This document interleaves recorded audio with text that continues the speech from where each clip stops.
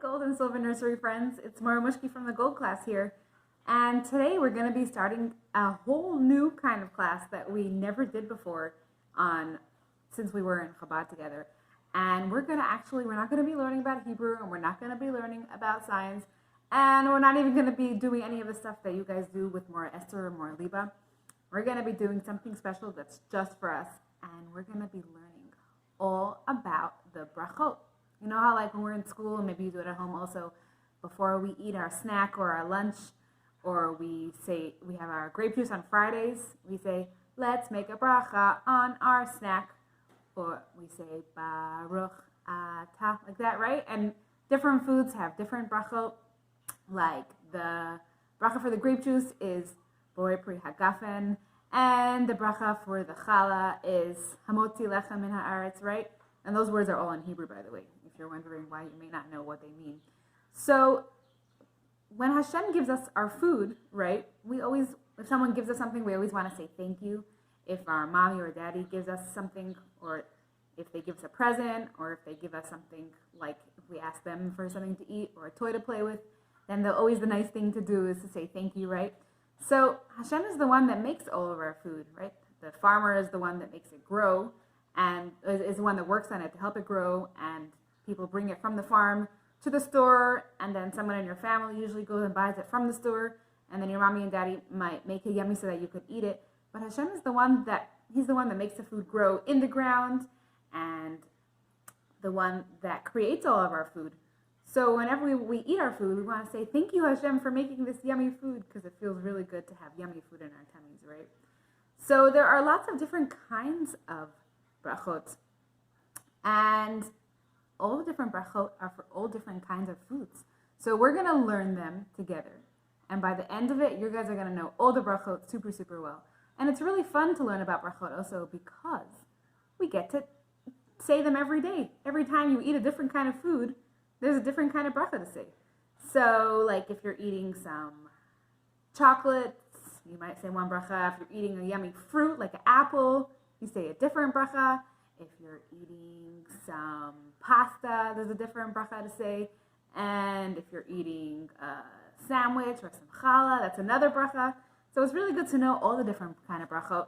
And some friends might remember this song that we have about the brachot. And I'm going to sing it first for the friends that don't know it. If you know it, you can sing along. And then after we sing it one time, I'll show you the motions that go with it. And we can even do it with some music. All right, you ready? 1, 2, 3, go. Let's say a bracha. Let's say a bracha before we start to chew. Let's say a bracha. Let's say a bracha. Show that you are a grateful Jew. Let's say a bracha. Let's say a bracha before we start to chew. Let's say a bracha. Let's say a bracha. Show that you are a grateful Jew. Grateful means saying thank you. And now we're going to say the names of all the brachot. All right, ready? Hamotzi mezonot shehakol ha'adama and ha'etz are meant to thank Hashem for all the food that He creates, delivered from the east and west and from the north and south, right into your mouth. Great. If you knew some of those words already from singing it maybe with Morah Liba or Morah Esther, give yourself a pat on the back. Now we're going to do it one more time with the music, and we'll also try to do the motions. All right? Ready? Get your hands ready. We're going to do some cool motions together with the words. If you don't know the words just yet, no worries. We'll sing it every time we talk about the brachot, so you'll learn it really fast. All right. Let's say a bracha. Let's say a bracha before we start to chew. Let's say a bracha. Let's say a bracha. Show that you are a grateful Jew. One more time. Let's say a bracha. Let's say a bracha before we start to chew. Let's say a bracha. Let's say a bracha. Show that you are a grateful Jew. Hamotzi mezonot shehakol ha'adama and ha'etz are meant to thank Hashem for all the food that He creates, delivered from the east and west coming from the north and south, right into your mouth. Awesome. That was a great job. So that's our Brachot song, and you may have noticed that it says the names of all of the Brachot. So there's Hamotzi, there's Mizonot, there's Ha'etz, there's Hadama, there's Shahakol, and then there's one more. I don't know if we'll have time for that one. Hopefully we'll have time for it. That's Hagafen. Hagafen, some friends might know from Kiddush. But there are so many cool Brachot, and we're going to be spending 1 week and learning all of them. And on Monday and Tuesday and Wednesday and Friday of every week, we're going to be having a class here with this kind of video. And then the Thursday class, which is the one after Wednesday and before Friday, we're going to be having a class all together where we're going to go on Zoom, like you do right in the mornings with Morah Liba and Morah Esther. And we're going to have a snack time all together where we're going to get to eat the food from our bracha. So don't worry, I'll tell you which food to bring so you know which one you need to have. And then we're going to get to show each other what art projects we made that week. And we're going to get to eat together. Maybe we'll even read a book. And we're going to get to see each other. That will be really fun. So that's what we're going to do for our Brachot learning. So I wonder which Brachot we're going to do today. Should I have a look at my papers and see which one? All right, let me have a look. Ooh, I have some cool pictures of some yummy foods here. Would you guys like to see what's on the other side? And also, there are some packages that are coming to your houses. Some friends might have gotten them already. Some friends might be getting them soon. So if you have your Brachot packages already, you could take it out now and have a look. The only thing that we need today is what's inside this little bag over here. Do you have a bag that looks like that? That maybe yours also has a little white plate in it. You don't need the white plate today.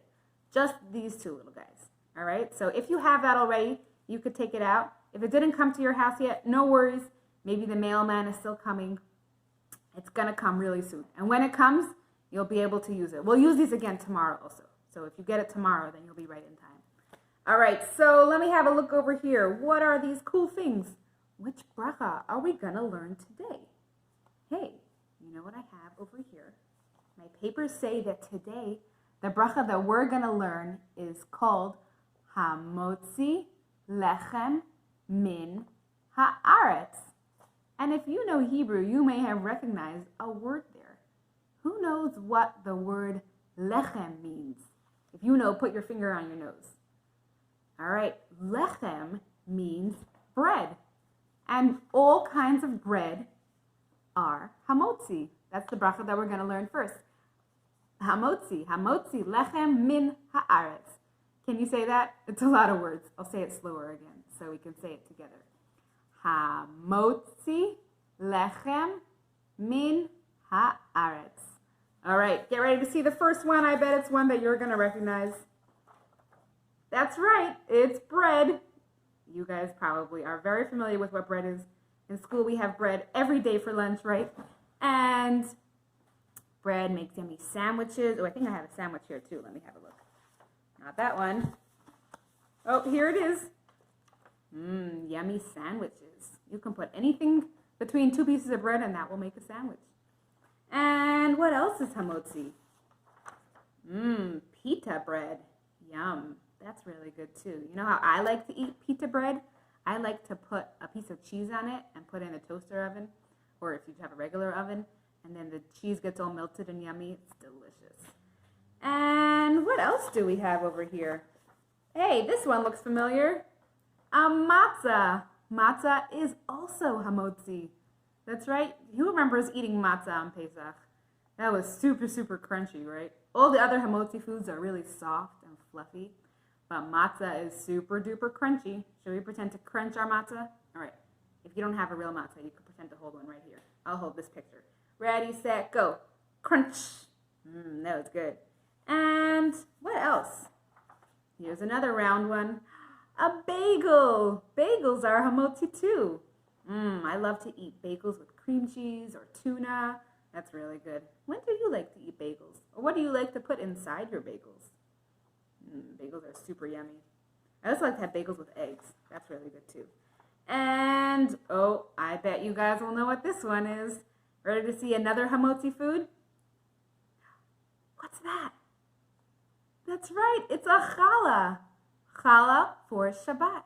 And even if it's been a long time since you saw a challah before, I bet you remember having challah in Chabad, right? We used to make challah every single week. Now, if your family doesn't have a place to get challah, or it's tricky to make challah by yourselves, you can still look at the picture and remember what it's like. Should we pretend to eat our challah? All right, let's eat it together. Hey, we forgot to say the bracha. Let's say the bracha together. Hamotzi lecha min haaretz. That was so good. I ate the whole thing all by myself. And let's see what else we have here. Ooh, these look good. This is another kind of bread. These are rolls. Some people call them dinner rolls or just rolls. Or they also could be like a burger bun.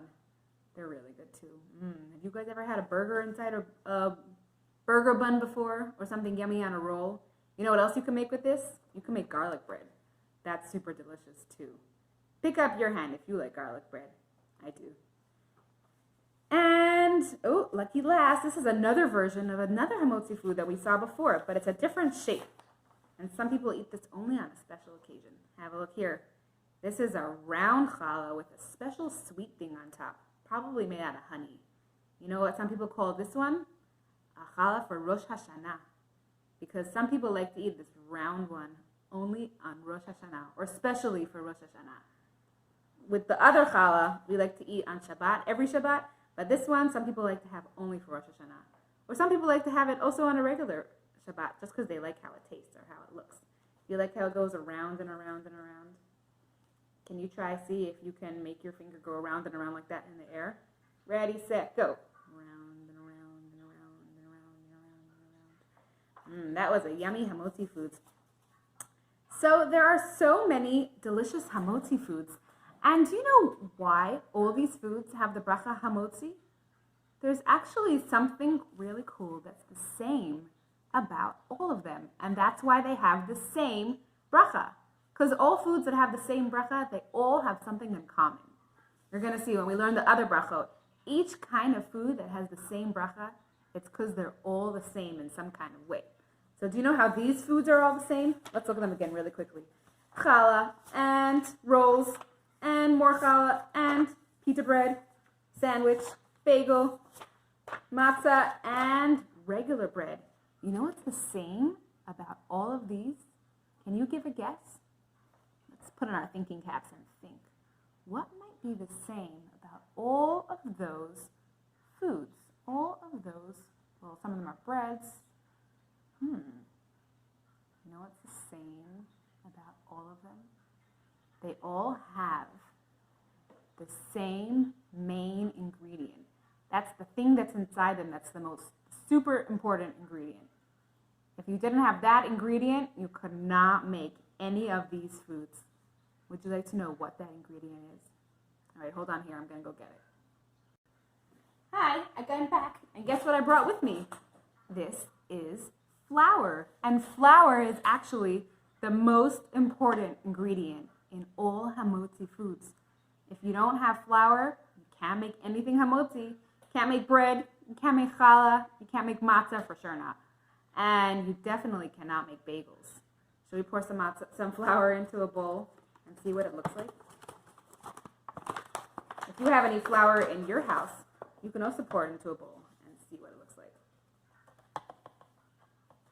Hey, here's some flour. What color is it? You see? I see mine is white.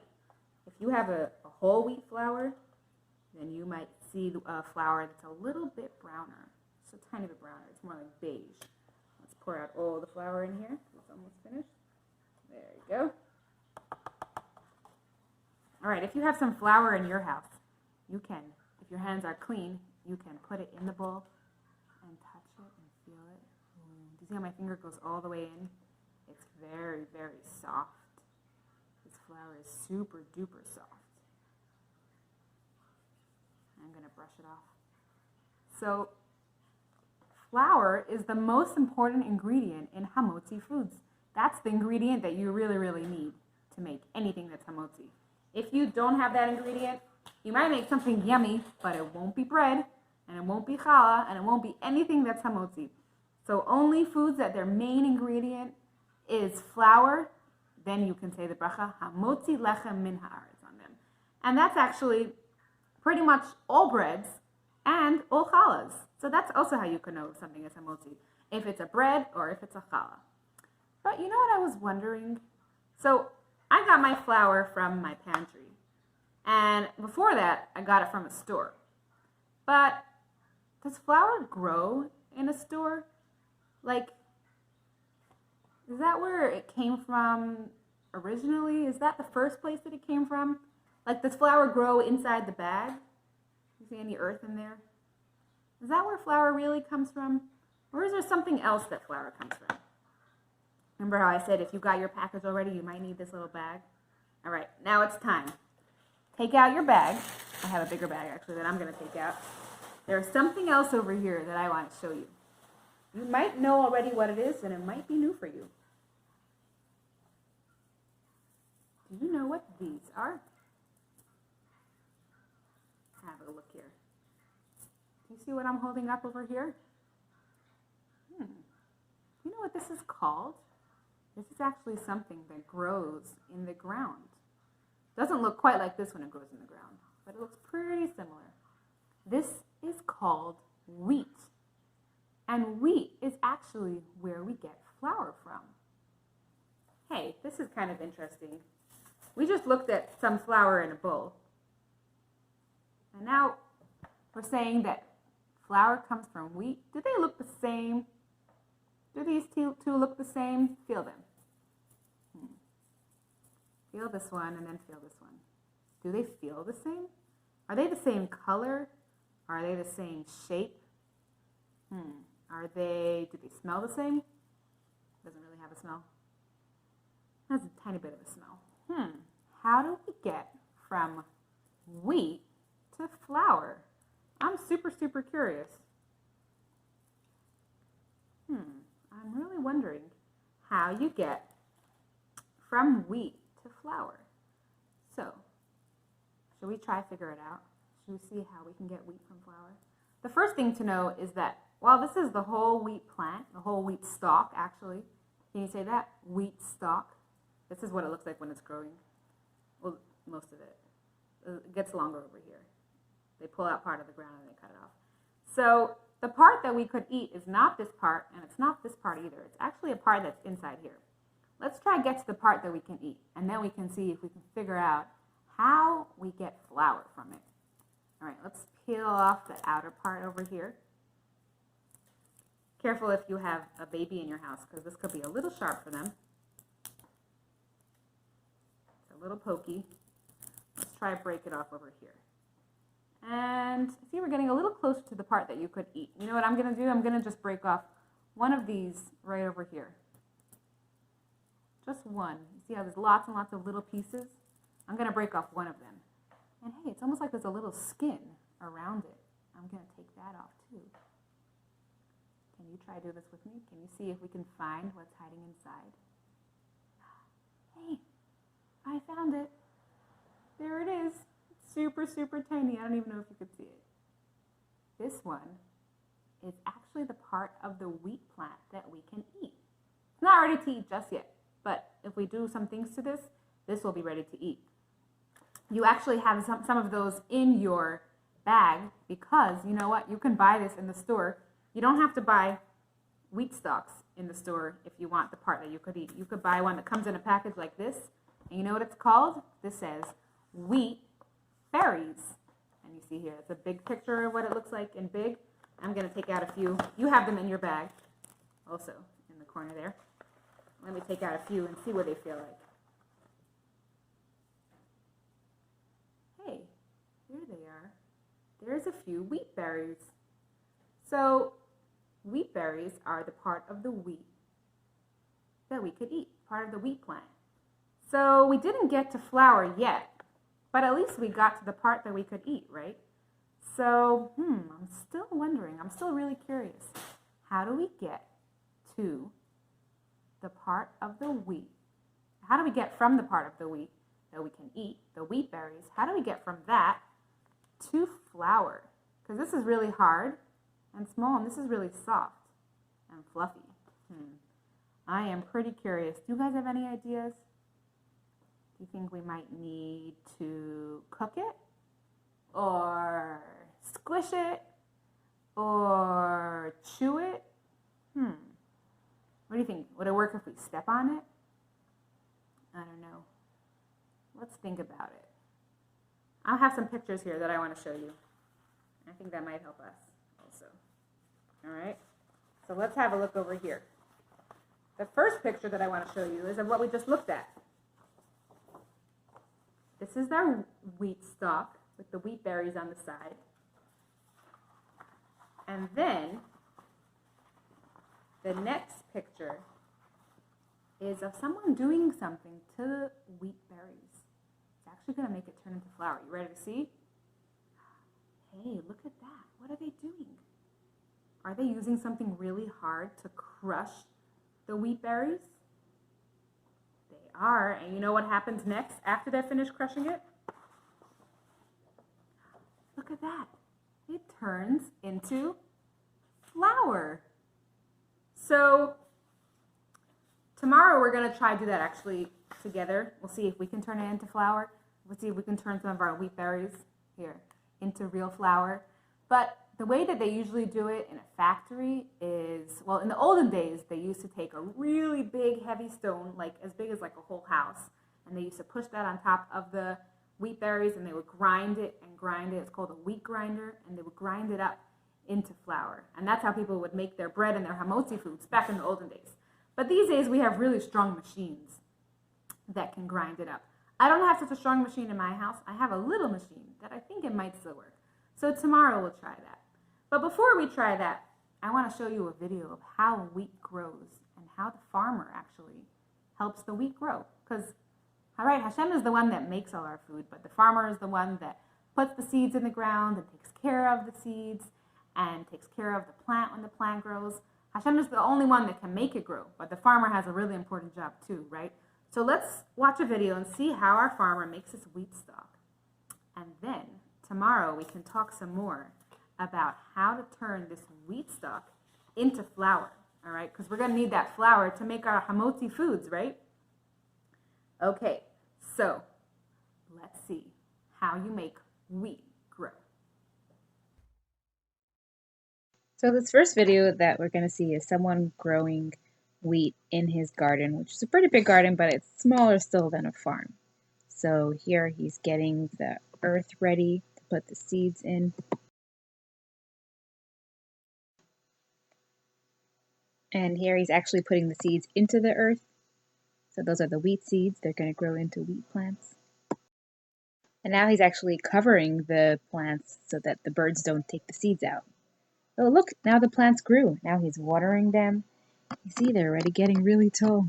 Wheat plants can grow pretty fast. Oh, look, here they are. Does this look like the wheat stalks that we held? They're already growing into wheat. Look at that. Oh, here you can see it really close up. Let's see what he'll do next, now that the wheat is grown. You get to see it really close. You think it's all ready to be taken out of the ground, to be picked or harvested, like you say with wheat? Let's see. Oh, yeah, look, he's harvesting it. He's using a sharp kind of knife to cut off all those wheat stalks. See how he's doing them really fast to get all the wheat out? What will he do next? Do you think it's ready to be made into flour? Nope, now he has to lay it out to dry. It has to dry in the sun so it can get all dried out, and then it'll be ready to be made into flour. Oh, now he's going to get out all the wheat berries, just like we did with our hands, but he's going to do it a little bit of a faster way. Watch what he's going to do. Oh, he's pushing all the wheat berries through. Some of the little pieces of the wheat stalk are still going to fall through with it because they're also the same size.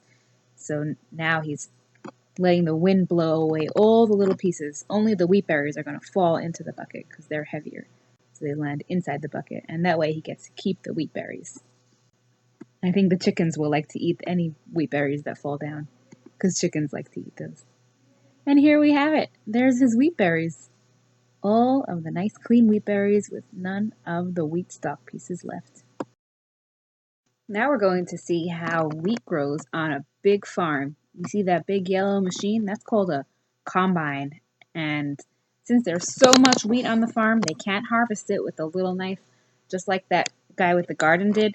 They need a huge machine. See those wheels? Those wheels are actually kind of like a sharp knife. They're turning and getting a lot of wheat cut at once. Let's watch how it works.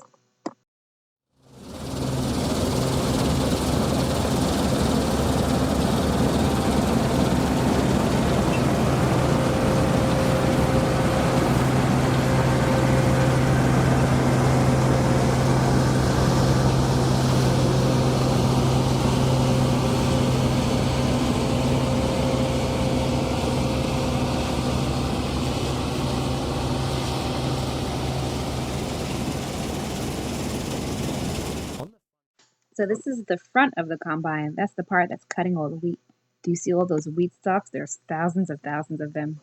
I bet that could make a lot of yummy bread and challah, a lot of yummy Hamotzi foods.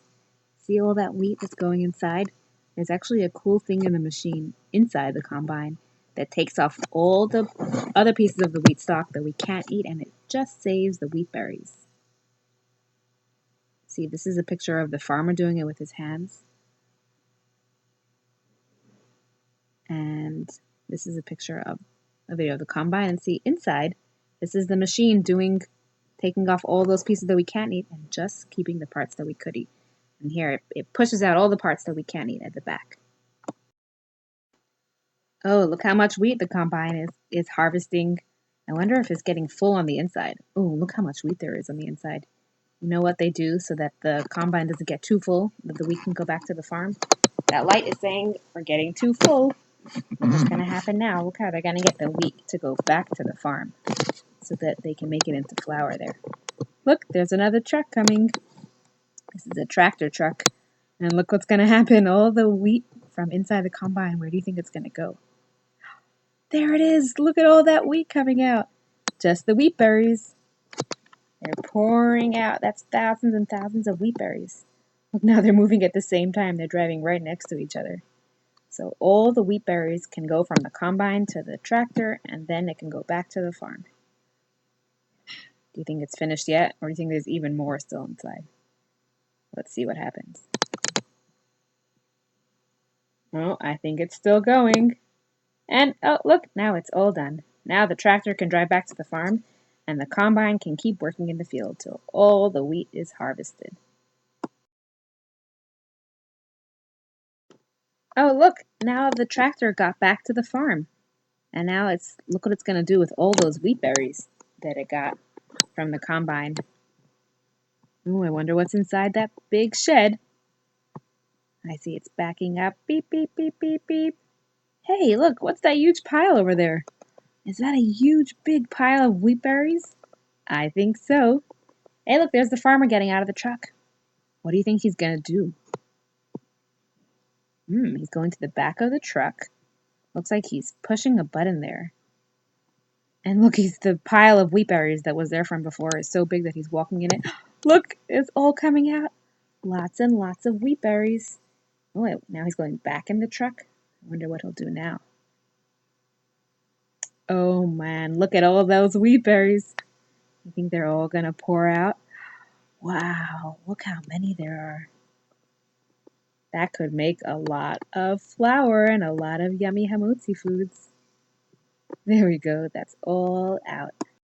And now this other truck is going to scoop all the wheat berries up into a nice pile so that they can be all neat and make more space for more wheat berries to come from the field when the combine gets full again. Here they go. And here's a nice big pile of clean wheat berries, no wheat stalk in it. It's ready to be made into flour. That was really interesting. I learned so many new things about how you can make wheat grow. So now that we know all about how wheat grows, and we tried to take our wheat stalk and see which part of the wheat we could eat, and we saw that it was the wheat berries, and we know that we need to get our flour from our wheat so we can make our Hamotzi foods, right? All those breads and those bagels and those challahs and those matzahs that we saw before. So tomorrow, let's try to do that together. Let's try and make some flour from our wheat berries. All right, you ready? And don't worry, if your package didn't arrive yet and you didn't get your wheat berries yet, you could still watch along. And then when your package arrives, you can take out your wheat stock and you can find your wheat berries then hidden inside the stock. And if you have some flour already in your house, you can feel it. And if your grown-ups you can play with it a little bit and see how it feels. And tomorrow we'll see also what else you need to add to flour to make it into a bread. All right, I'll see you then. Bye.